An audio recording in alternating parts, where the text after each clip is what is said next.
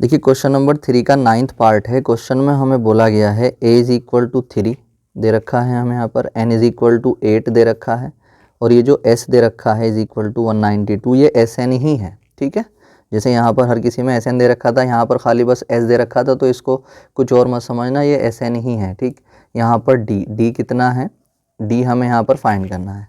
तो देखिए क्या करेंगे हम, सबसे पहला काम मैंने बताया था कि जिस चीज़ की वैल्यू, जो चीज़ हमें, जिस चीज़ का फॉर्मूला होता है उसी चीज़ से जो है हम क्वेश्चन को सॉल्व करने की स्टार्टिंग करते हैं। तो यहाँ पर हम जो देखते हैं इन चारों में से जो S होता है यानी SN, इसका फॉर्मूला होता है, तो इसी से हम शुरुआत करेंगे क्वेश्चन को सॉल्व करने की। तो SN इज इक्वल टू कितना है 192। SN लिख लो या S ही लिख लो, चलो S ही लिख लो इसको। ठीक है, तो यहाँ पर अब अगर हम बात करते हैं तो इसका जब फॉर्मूला लगाएंगे तो n/2 इंटू 2a और प्लस में n-1 और इंटू डी लगा लेंगे इज इक्वल टू कितना 192।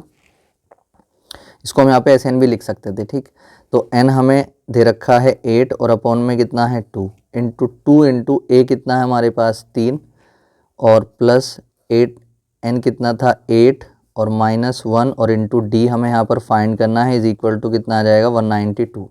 तो 2 से 8 कट जाएगा 4 बार, तो 4 ऐसे आ जाएगा बाहर, 2 3 6 और प्लस में 8 में से 1 गया, तो 7 इंटू कितना आ गया डी और इज इक्वल टू में कितना 192। तो अब क्या करेंगे, अब हम जो है यहाँ पर अंदर मल्टीप्लाई कर लेंगे, 4 छंग 24 24 और प्लस 4 की 7 डी से करेंगे, 4 सत्ते 28 28 डी इज इक्वल टू 192।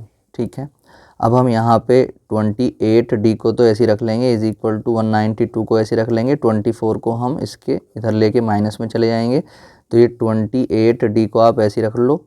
12 में से 4 गया तो 8 बचेगा, यहाँ पर बचा 18, 18 में से 2 गया, 18 में से 2 गया तो कितना बचेगा 16। 18 में से अगर 2 चला जाता है तो हमारे पास बचेगा कितना 16। तो अब डी की जब वैल्यू हम यहाँ से निकालेंगे तो डी इज इक्वल टू आ जाएगा 168 और अपॉन में 28। ठीक है, तो हम इसे 4 से काट सकते हैं, 4 सत्ते 28, फिर 4 से 4 चौक 16 और 4 दूनी 8।